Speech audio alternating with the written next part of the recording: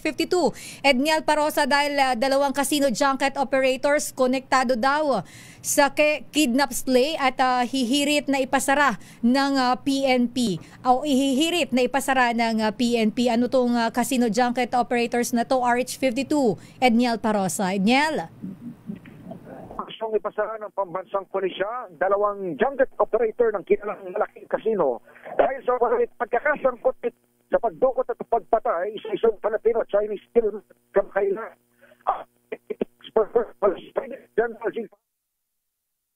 Edniel, konting ikot lang, kapatid. Medyo nawawala-wala ka. Edniel? Alright? Ayan, yan. Konting ikot lang. Nawawala-wala ka sa linya. Elaine, Ayan. Okay na. Gustong ipasara ng pambansang pulisya itong dalawang junket na ang isang kilalang malaking kasino dahil sa umano'y pagkakasangkot nito sa pagdukot at pagpatay sa isang Filipino-Chinese steel magnet kamakailan.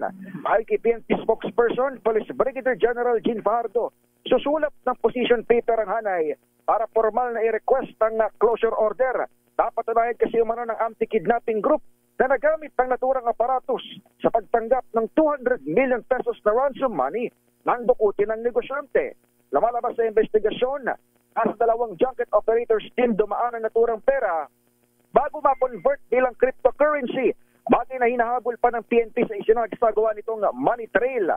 Malakas din ang paniwala ng pulisya ni Fajardo na naging makinarya rin ang naturang accounts sa iba pang kalakaran gaya ng illegal na droga at maging sa operasyon ng Pogo. Pakinggan natin sa General Fajardo. We already identified at least 2 junket operators operating in one of the biggest casinos dito sa ating bansa because sila po yung dinaanan po ng pera. Nandun po yung direction po ng ating investigation dahil nakikita po natin there is a bigger picture behind this.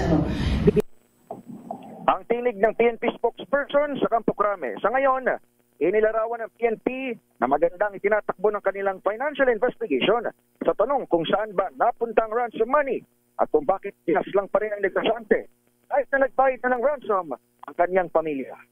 Ito si Edniel Parosa, nag-uulat para sa DZRH. Una sa Pilipinas, una sa Pilipino. Ang daming bayan.